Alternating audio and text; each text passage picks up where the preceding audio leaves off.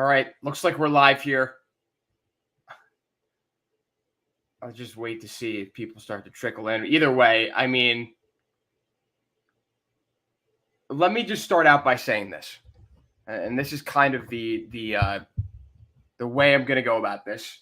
First off, let me take full responsibility for giving the Knicks zero credit and zero chance to win Game 5 last night. Every person I talked to, my friends, my family, friends, acquaintances, Twitter personalities, every single person that I talked to, I said the Knicks have no chance to win Game 5. There's no way they go out and they win Game 5 after what we saw in Game 4, getting absolutely decimated by the Indiana Pacers. The Pacers running circles around the Knicks in Game 4. I thought they had no chance in Game 5. And they come out, and as they do, as this Knicks team has done 1,000,010 times, they come out and they win the game. They come out, they give an awesome performance, led by their A1 superstar in Jalen Brunson. And Jalen Brunson, again, just a phenomenal performance. This is the prime example now of where Jalen Brunson ranks in the upper echelon of NBA superstars. He is now in the category of you don't want to poke the bear. He may be banged up. He may be playing on one foot, but you could never count out this guy who is a top 5, top 10 player in the NBA. I think he deserves all the credit in the world, and every other one of these Knicks deserves just as much credit for following his lead, and we are going to be focusing on one guy in particular today, I guess. It's 1 o'clock. It's Isaiah Hartenstein. Isaiah Hartenstein, who played, as I said last night on Twitter, one of the best performances in Knicks playoffs, Knicks regular season history. All of it as a center. I mean, 17 rebounds, 12 of them offensive. He single-handedly, I think, triples the offensive rebounds the Pacers had among themselves. And every single loose ball he got, he went out and got. He's grabbing rebounds with 3 or 4 guys around him. It seemed like every single missed shot from the Pacers was somehow going to end up in Isaiah Hartenstein's hands. And, I mean, well, again, like I said last night, what more could you ask from your center? 12 offensive rebounds. He ties the record set by Charles Oakley. Charles Oakley for the most offensive rebounds in a playoff game by a Knicks player. And my question now is how do you not pay the guy? Yes, the cap has to work out. Yes, the Knicks have to be able to pay him a certain amount because it's evident at this point that Hartenstein has increased his value on a game-by-game basis that now it looks like he might get near $20 million a year. He's gonna be paid more than Mitchell Robinson, who's making around $15 a year. But how do you not pay the guy after what he did last night, after what he has given you after Mitchell Robinson's injury in late November, early December? How do you not pay the guy? You got to bring him back. You got to do whatever it takes to bring Isaiah Hartenstein back because the Knicks, as good as they are in every area of the game, where they kill you is their front court depth, is the amount of guys they can roll out who give you meaningful minutes. Achua, who should be their third, their backup power forward, their third center in the lineup who comes in, gives you good minutes. Mitchell Robinson, who should be starting, and then Hartenstein. Plus the other guy they have that's an all-NBA talent, and Julius Randle, who we haven't seen all playoffs. So right now with the Knicks depth, with where the Knicks are currently set up, I do not see any way that the Knicks don't go out and do everything they can in their power to bring back Isaiah Hartenstein. Tell me the last time that you've seen a Knick control the game that much on the glass. Even Josh Hart in all of these games in the playoffs. First off, I think they were mentioning in the broadcast that Josh Hart hasn't grabbed an offensive rebound since Game 2 in the playoff in this series. I don't know how true that is. I trust a media organization like Turner to get that right. But if that's true, even more credit to Isaiah Hartenstein. Because when the Knicks out-rebound their opponents, I know it's a crazy concept, the fact that the Knicks out-rebound their opponents, they won't win games, but it's true. They are almost unstoppable when they out-rebound you, especially on the offensive glass. And what they did last night is they dominated the offensive glass. And you could look at one guy as being the catalyst behind that, and that's Isaiah Hartenstein. I could go on and on about his performance last night. You go down the line. In each individual game performance from all the players in the Knicks, there is no one as meaningful. There is no one as impactful as Isaiah Hartenstein. And welcome in if you just joined the live. I started this out by saying and taking full responsibility and credit for being a total pessimist about this team and giving them zero chance to win Game 5 like they did last night. Well, guess what they did? They went out and won it by 30. So I was completely wrong. I'm taking responsibility for being dead wrong on that because the Knicks last night showed you exactly why they are at this point. They are at the 7-game win mark, their most wins in the playoffs since 1999. Since the Knicks last made the conference finals, since the last time the Knicks made the finals. So we are looking back 25 seasons since the Knicks won this many playoff games. They won 6 in 12-13. They won 6 last year. They win 7 this year. They are 1 game away from making the conference finals for the first time in 25 years. So how did the Knicks get to this point? Well, they have a superstar, Jalen Brunson, who just for whatever reason is able to turn it up to another notch when games get into that intensity, into that level where all these guys are playing their hearts out, where you could tell it's life and death out there.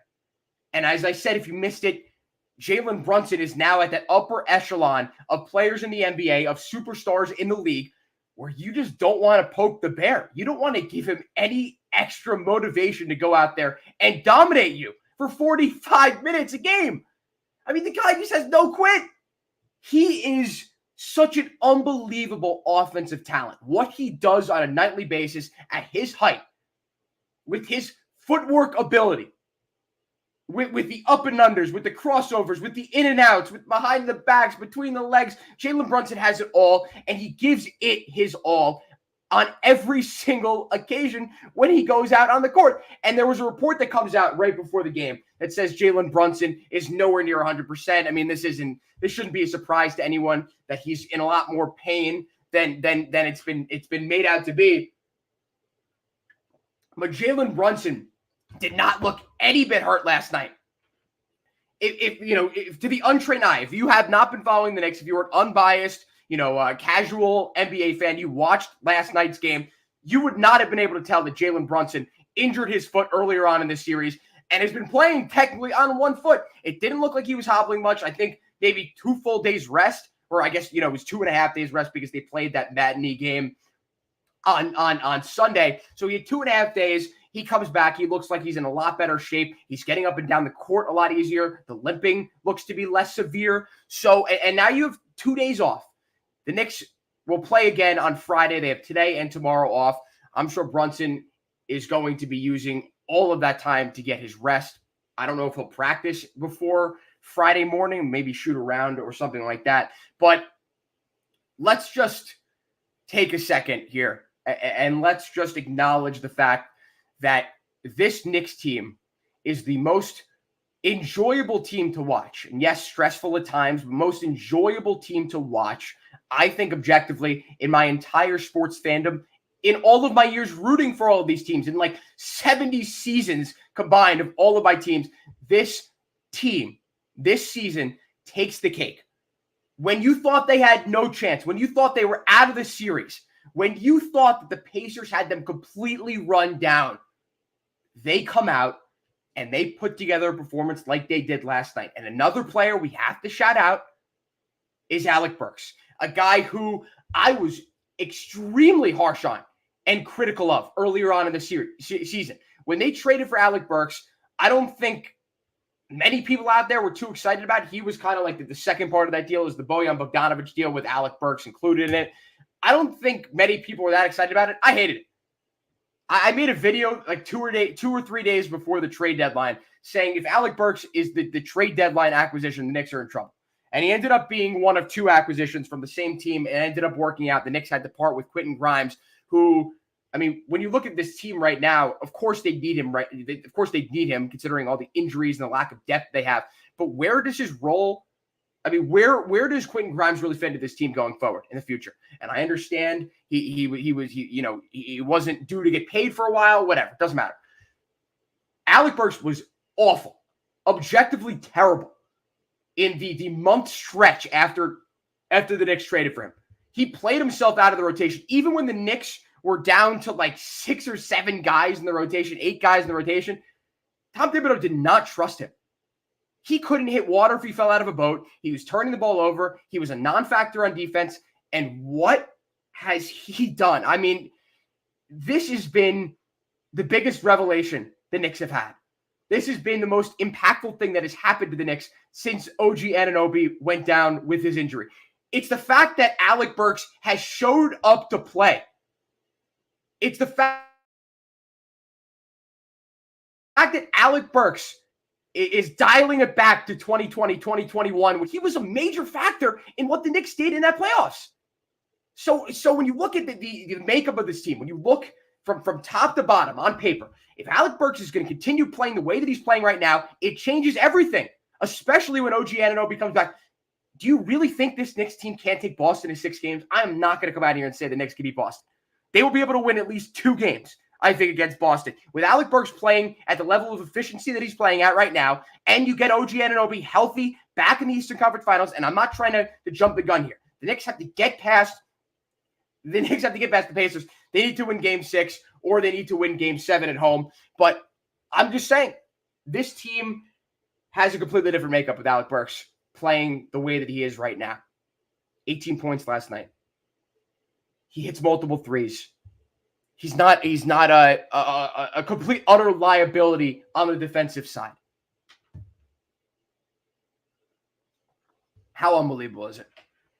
How unbelievable is it that this guy somehow, I mean, you hear earlier on in the series, before game 1, that Burks is not at 100%, but he'll play if his name is called. I mean, that was the least inspiring report that I think I've ever read about any player in the NBA. Like, yeah, if he's asked to play, he'll play, but he may not be 100%. He has answered those doubts. He's answered all of the doubts that were sowed upon him earlier on in this year before the end of the regular season. He has completely flipped the average fan, the diehard fan, the casual fan's view of him. And good for him, because he's always been a class act. He's always seemed like a really nice guy. He's taken accountability in the past, and Knicks fans aren't quick to forget great performances. And he was really good in the playoffs in 2021 when the Knicks had 0 offensive options. I mean, Derrick Rose was their number 2 option in that team. RJ Barrett was still nothing. Julius Randle was the only player, and he sucked in the playoffs. Who stepped up and took the majority of the scoring responsibility? That was Alec Burks and Derrick Rose. And people don't forget that. But fans can tend to be short-sighted like I was. And I don't think that there was any reason for Alec Burks to play any meaningful minutes up until this series. When Bogdanović went out, I think a lot of fans were clamoring for, like, all right, let's see what we have in Burks. Gibbs was reluctant. He puts him in after OG gets hurt because he really had no choice. And Alec Burks has fit seamlessly into this team, into this rotation, this bench rotation, playing 18 to 20 minutes a game. If he's going to give you 18 to 20 minutes like he gave last night, like in Game 4, the only impactful player in Game 4, then you play him, you slot him into that lineup with confidence every game. Another guy we have to focus on, another guy we got to discuss is Deuce McBride, who all the credit to Tom Thibodeau for starting Deuce McBride, for playing him on Tyrese Halliburton full court, for putting pressure on Halliburton. You think Halliburton even wanted to play last night? It looked like he didn't want to be at the Garden. It looked like he was ready to catch the next flight home to Indianapolis to get ready for Game 6, a do-or-die, win-or-go-home situation for the Pacers. And you want to know why? Because Halliburton hits an early 3 in the first quarter. I'm at my dad's. I'm sitting there. I'm like, this game is over. And this is the pessimism. This is the pessimistic side of my fandom showing out. And I was like, here we go again. Halliburton's going to score 30 points. He's going to orchestrate the offense. He's going to get into the paint. He's going to drive and kick. He's going to do everything that made him an all-star this year and had people considering him at the top of the league. I mean, there was a point in January and February before the All-Star break where Tyrese Halliburton was considered the best point guard in the league. He did not look like one of the best point guards in the league last night. And you could give a lot of that credit to Deuce McBride for making him feel uncomfortable, for never really giving him the ability to get into his own game. And when you cut the head off of the snake, or whatever the saying is, it's very hard for everyone else to operate. And there's one major orchestrator on that team. There's one facilitator. Yes, TJ McConnell can come in and do damage. But are you really trusting TJ McConnell in the bench unit to come back from a deficit of 10 to 15 points, of 20 points? Yes, they've had positive minutes in this entire series, that bench unit for the Pacers. But if Tyrese Halliburton is not going out there and doing what he does best, it's putting a lot of pressure on that bench unit to really do anything to make a meaningful impact to the game. And we saw that last night. And the second half, again, my pessimism, my pessimistic side shows they cut it to 7. I'm like, this game is over. They're going to come back. They're going to lose the game. The Knicks are done. And what happens? The Knicks just kick into that high gear, and they turn it around, and all of a sudden, they're up 18 again. They're up 20 points. They're up 22. They go up 25. And then the fourth quarter comes around, and Jalen Brunson makes a lazy turnover. Precious Achiuwa has 3 fouls in a minute. The Pacers go on a 9-0 run. And who comes in? And it's a massive 3. It's Alec Burks. This is this team. And I am an idiot for discrediting them as much as I did before this game. Even in the game, after halftime, after the third quarter break into the fourth quarter. There is nothing like this team in sports. When have we witnessed anything like this? And I always make a point to bring this up. And it's something that I've believed in for years. I still believe in with this team, with other teams, with all my teams. Certain teams win certain ways. Certain teams play certain ways and get the fans even more behind them because they play that way. The Knicks play hard-nosed, defensive-minded, physical, with a lot of heart, and Knicks fans love it because it fits the mold, it fits the culture of New York City. That is why this team is so beloved. I mean, of course, when you win in New York, teams and fans are going to completely embrace you, but there is nothing like this team, especially when it happens with the Knicks, because everyone's a Knicks fan. The city isn't cut into halves. City isn't half Yankee fans, half Mets fans when it comes to basketball. No one gives a shit about the Nets. Objectively, I know 4 or 5 Nets fans. I know hundreds of Knicks fans.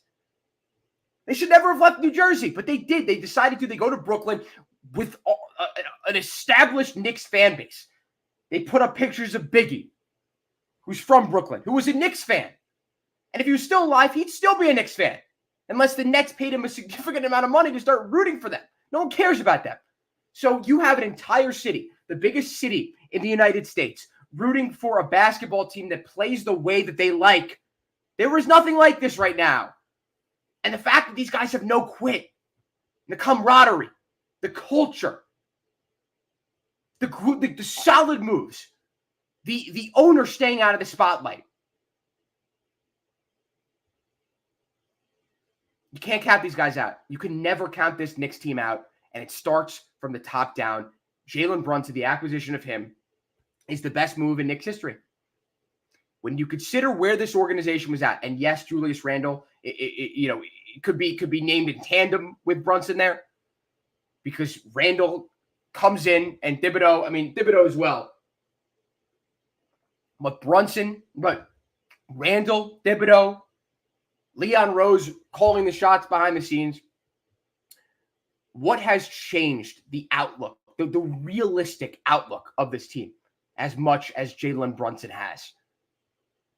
What has changed the mainstream likability, the mainstream belief in this Knicks team, not just among the casual fan, not just among the pundits, the analysts, as much as Jalen Brunson has? And the answer is nobody. Has anyone really impacted what Jalen Brunson has been able to impact as much as him in all sports? across all 4 major sports in every single city?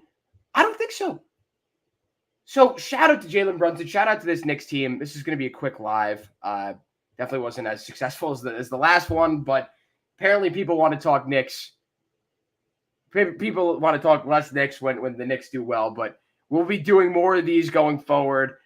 I'm going to have a lot more free time on my hands. If you know, you know. But really excited for Game 6 on Friday night. This team doesn't give up. You can never count them out. And again, I was dead wrong on what I thought was going to happen last night. I thought the Knicks were going to get blown out. I thought the Knicks were going to get decimated, destroyed by the Pacers. I thought they were going to run them out of the building, and the Knicks beat them at their own game. They played fast. They played up-tempo, and the Knicks won the game. I apologize for being dead wrong on that because it takes a man to admit when they're wrong, and I was completely wrong. All right, that'll do it for this live. Definitely speak to you again, if not later this week. Next week, the live streams will continue to pick up. Let's hope and pray the Knicks can make the Eastern Conference Finals, close it out in Indianapolis, to give the Pacers a taste of their own medicine and destroy them, decimate them on their home court. And hopefully, the next time I'm speaking to you, the Knicks are faced up with Boston in the Eastern Conference Finals. All right, that'll do it. Speak to you all when I speak to you.